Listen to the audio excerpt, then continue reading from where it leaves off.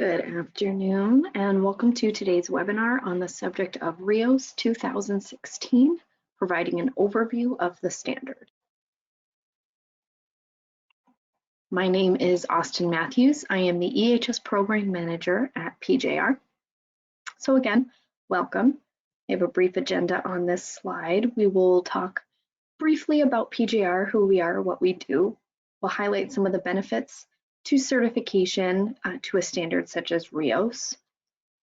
We will spend the majority of the time today on the key requirements of the standard, as well as a general overview.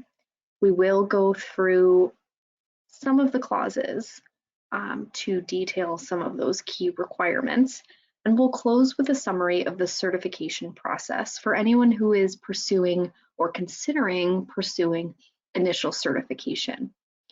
I'll close with time for questions. Feel free to type them into the question field at any point throughout the presentation, but I will be saving those for the conclusion. Today's presentation is being recorded, so a copy of the slides as well as a copy of the recording will be able to be accessed through PJR's website. Perry Johnson Registrars is one of the leading certification bodies in the world. We have certified companies to a variety of standards. And while this list of countries in which we've certified clients is not necessarily all inclusive, it does certainly speak to our global presence as a registrar. Speaking of a variety of standards, PJR is accredited to grant certification for a variety of standards. As I mentioned, today we are discussing RIOS. Some of these other standards may or may not also look familiar to you.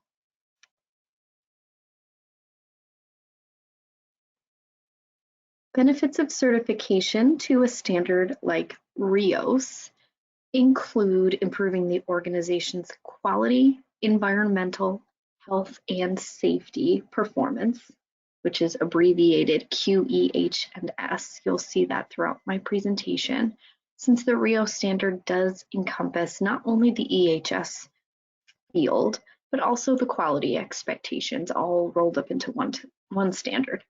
So you see improvement to the organization's performance in those areas, as well as minimization of risks in those areas, the quality risks, the environmental risks, the health and safety risks, by implementing and maintaining the standard requirements. Another benefit would be additional material sourcing and outsourcing controls, improvements to management commitment and employee engagement levels, providing a competitive advantage and or improved public image to be able to advertise that certification. Other potential financial benefits beyond providing a competitive advantage or improving public image could be, let's see, from a health and safety perspective, some insurance companies will provide a discount on insurance premiums for clients that hold certain certifications. It provides a framework for meeting customer and or regulatory requirements, represents a commitment to the responsible management of recyclables. That's the core of the standard itself. And it's able to be integrated with other standards. Some of you may be familiar with the R2B3 standard for electronics recycling, for example.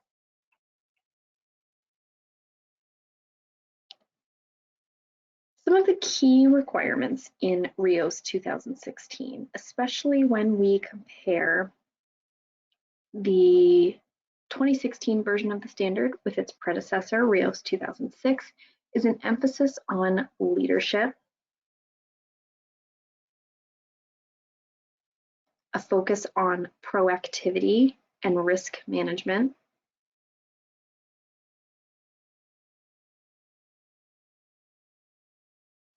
emphasis on the outcomes of the management system,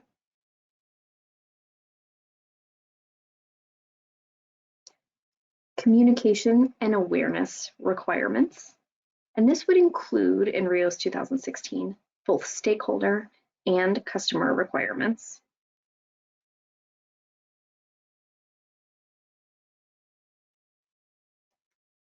And the concept of change management, which we'll discuss more later. Some general information about RIOS I like to share with prospective clients. You'll need a copy of the standard to get started. Recertification audits to RIOS require that all NCRs, even minors, be closed with evidence of implementation prior to the auditor being able to approve or sign off on those NCRs. So recertification audit NCRs need to be closed in full. The auditor is required to be replaced for each recertification audit, so every 3 years. RIOS requires an annual membership be maintained, and that is separate from the costs of your audits with PJR, and that is maintained through RIOS. And the standard also specifies what needs to be sampled on an annual basis. So this particular slide highlights some of the key changes or important details when we were focusing on the transition from RIOS 2006 to RIOS 2016. But these particular line items I still think are relevant for new clients who are considering RIOS to be aware of right off the bat. Some things that perhaps make RIOS different than another standard.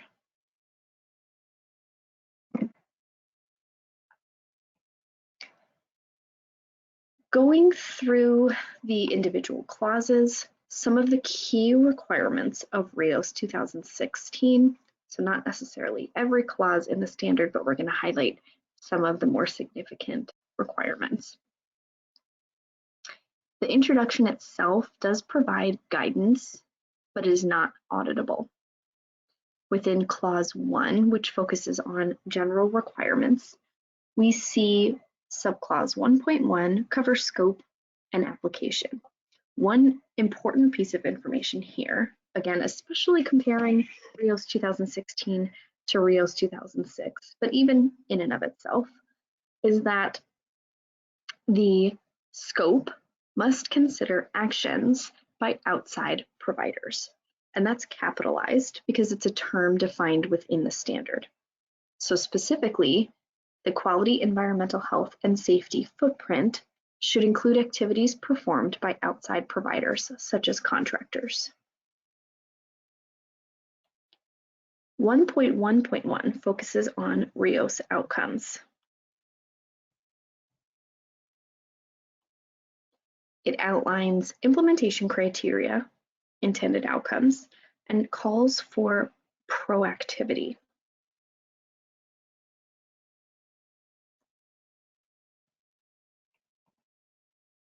Clause 1.2 focuses on quality, environmental health, and safety infrastructure. Sections 1.2.1 through 1.2.3 require that the requirements for assigning responsibilities address the requirements for assigning responsibilities, including a management representative. Within that section, you'll also find requirements for senior management to be committed, involved, and accountable. Those are all emphasized within this section of the standard to ensure that adequate resources are allocated to the quality, environmental health, and safety management system for it to be able to successfully achieve its intended outcomes. Document and record keeping controls are found in section 1.3. And if anyone is familiar with ISO 14001, 2015, or ISO 9001, 2015, the documentation, verbiage, and requirements are similar to those standards where controlled documents can take many different forms in this modern technology age. Clause 2 covers policy requirements. It houses the requirements related to evaluating the impacts and risks, the annual reviews, senior management's commitment, and so on. Those all need to be taken into consideration when developing the policy.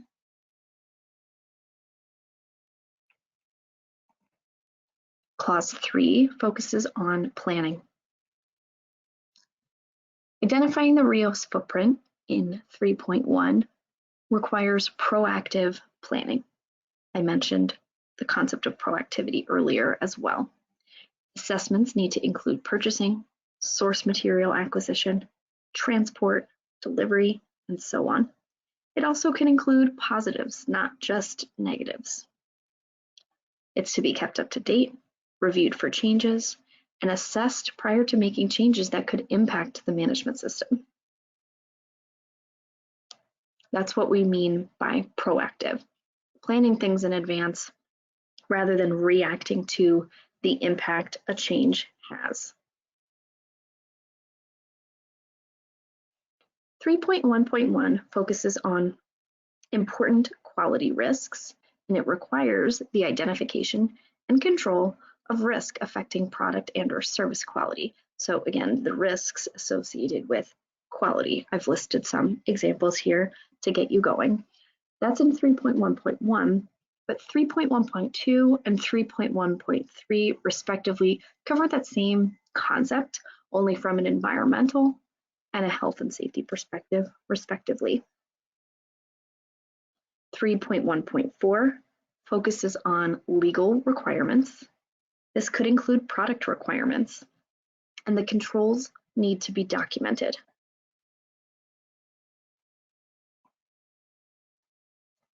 3.1.5 covers product, service, and or customer requirements. And these requirements are required to be documented, and the monitoring methodologies are also to be identified for those products or customer requirements or outsourced activities, source material specifications, and so on as they apply to the organization. 3.1.5 also requires verification and records of conformity. 3.1.6 addresses other stakeholder requirements, and this section requires the identification of who the stakeholders are, as well as what their requirements may be. Again, controls are required to be implemented to address those requirements. It's to be reviewed annually. And stakeholder is a defined term within the standard, so we're not just thinking along the lines of employees or the owner. It can go well beyond that, and I've listed some examples here to kind of get you started. 3.2 covers improvement planning, so goals, objectives, whatever you might call them. There are a variety of inputs or items to be considered when establishing the goals. 3.2.2 requires a plan for achieving the goals. And these plans need to be documented. They need to identify the tasks, the resource needs, the responsibilities, due dates, how the results will be evaluated, and so on.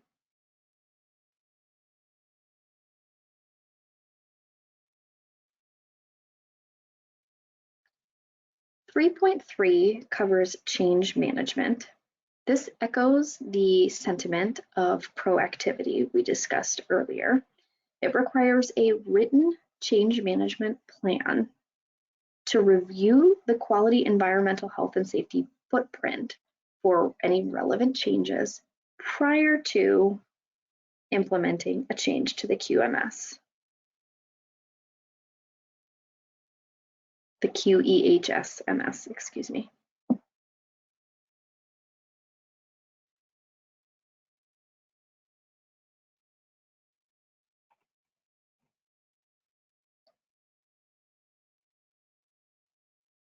Clause 4 covers implementation.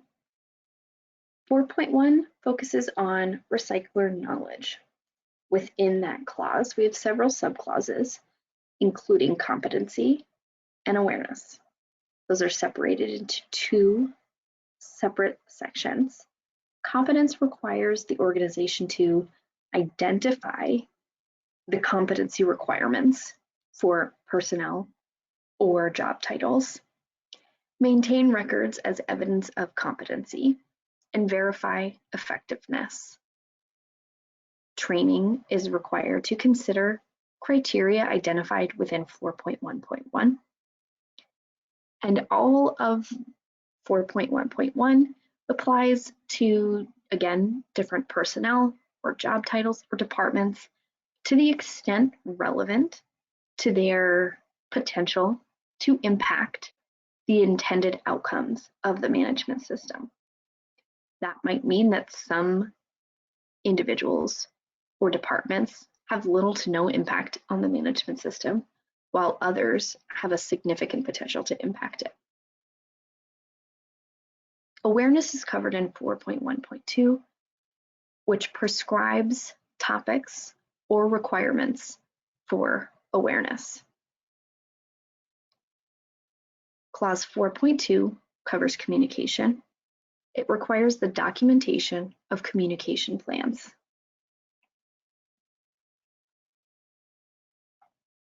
It breaks the subclauses down into different types of communication. 4.2.2, for example, is customer communication, and this should include any customer qualifications, if there are any, as well as any quality, environmental, health, and safety customer requirements, again, if there are any. 4.2.3 covers supplier communication. Communication of source control requirements, load projections, and errors are some examples that might fall under 4.2.3. 4.2.4 covers outside supplier communication, and this represents communication with contractors. So again, if we take a look at the definition of outside supplier, it'll point us to contractors. External communication in 4.2.5 requires communication of relevant quality, environmental, health, and safety information with visitors, stakeholders, and so on. Some examples might be the site's emergency plan, the chemicals stored on site being reported to the local fire department, Tier 2 chemical reporting requirements. Those are just a couple examples. Operational controls are covered in 4.3. Source materials are covered in 4.3.1, and this is where we assess controls and requirements that relate to suppliers. 4.3.2 focuses on outsourced providers, products, and services. So this would be criteria similar to purchasing controls. Perhaps there are documented specifications, controls relative to their potential quality, environmental, health, and safety impact, records of evaluating those providers, and so on. 4.4 covers quality controls. It requires the documentation of specifications and criteria, any relevant worker instructions, etc. And then 4.5 and 4.6 respectively cover environmental and health and safety controls. Again, those are to be documented to minimize those undesired impacts or effects. Emergency preparedness requirements are found in clause 4.7. And these are the expectations or plans for responding to an emergency or several types of emergency situations. Communication requirements for the emergency response plans would follow communication expectations in clause 4.2 as to who this would need to be communicated to.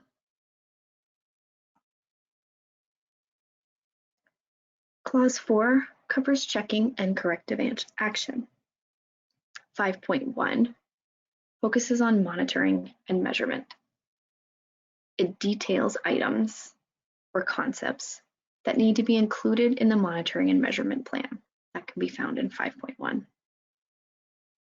5.1.1 covers activities requiring monitoring or measurement, and this details the items that require to be monitored for your consideration when developing your plan. Compliance is covered in 5.1.2, and this requires an annual evaluation of legal and/or stakeholder requirements.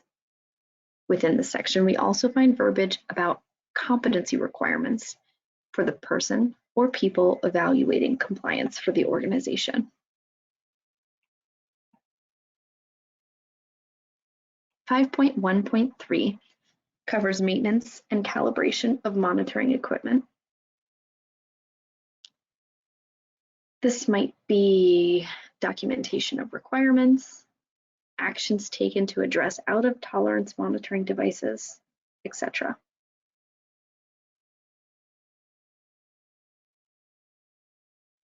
5.1.4 covers analysis of monitoring and measurement results, and the outputs for monitoring and measurement are required to be inputs in the organization's management review.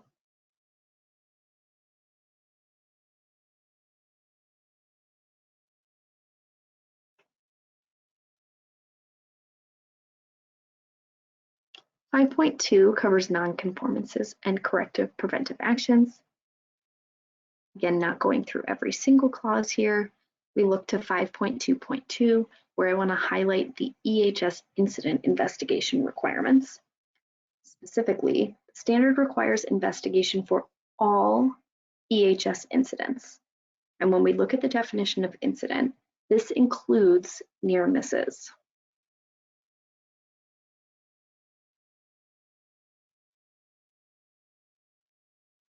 Previous NCRs for 2 audit cycles will be reviewed for effectiveness.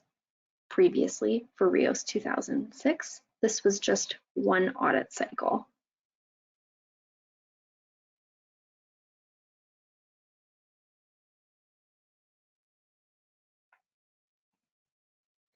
Internal audits are covered in 5.3, and these are annual audits, full system audits, to evaluate the system conformance.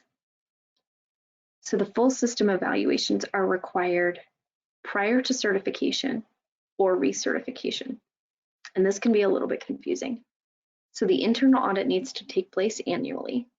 However, the verbiage indicates that the internal audits required to be covering the entire management system have to at least take place every 3 years prior to certification, that initial certification we're going to talk about shortly, and prior to recertification.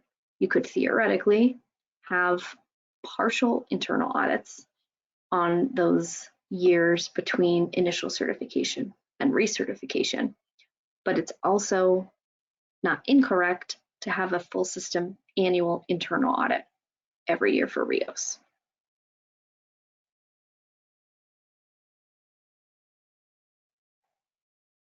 Clause 6 focuses on management review, and the required inputs and outputs are identified here.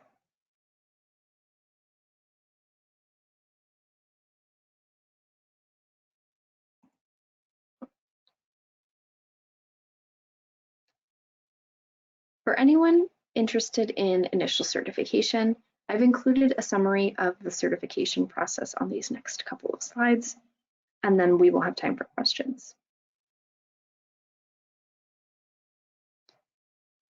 The first step is always to obtain a copy of the standard you're looking to implement. Then you will establish the quality, environmental, health, and safety documentation that fulfills the standard requirements. Conduct any training required to the standard requirements. Implement those requirements for the quality environmental health and safety management system as documented within the documentation. And this would include conducting your internal audit, your compliance evaluation, and a management review. You'll need a contract with a certification body to perform the audits, such as PJR. Complete stage 1 and stage 2 audits, address any resulting nonconformities before a certificate can be issued.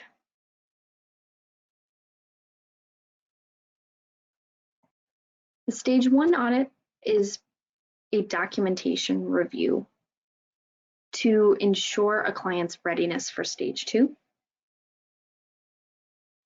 Stage 2 audits are full system audits. We cover the entirety of the standard to assess conformity and implementation effectiveness prior to certification.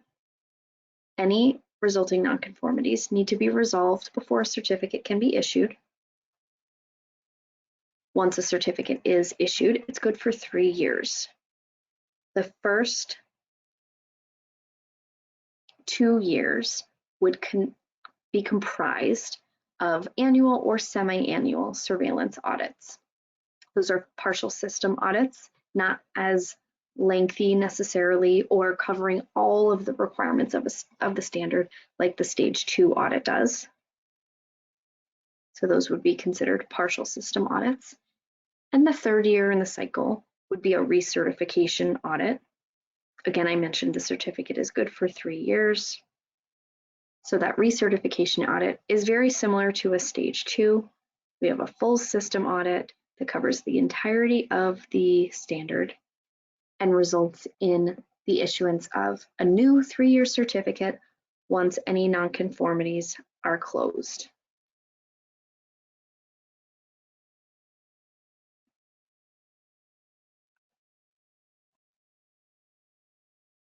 That's the certification process in a nutshell. If anyone has any questions, please go ahead and type them in. I'm going to go to the next slide in the meantime and share my contact information in case your question would be best discussed offline. Again, my name is Austin Matthews. I'm the EHS Program Manager with PJR. If you're a prospective client looking for a quote, I've also included the number for our sales department. They can go ahead and get you started.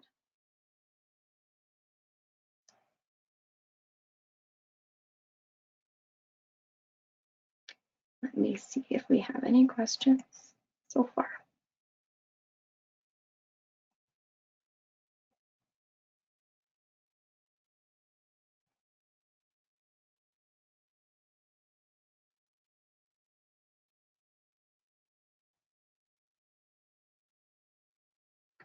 I'm not seeing any questions so far, but I will hang out for another moment in case anyone is currently typing.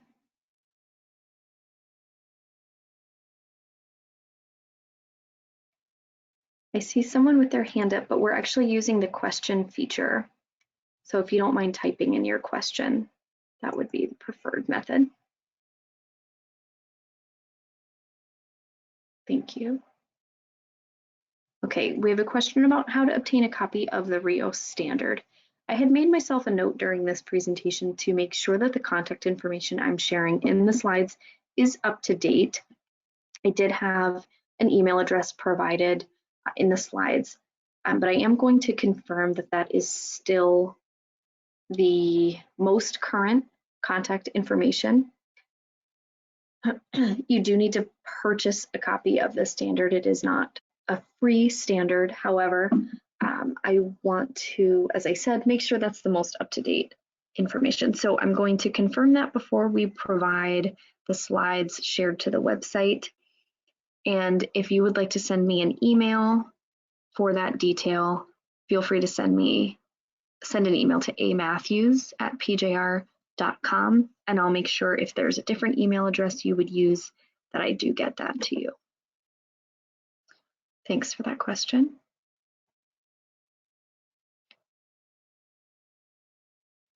You're welcome. Doesn't look like there are any other questions, so thank you for joining us today. If you have a RIOS audit coming up, I hope this brief overview was helpful.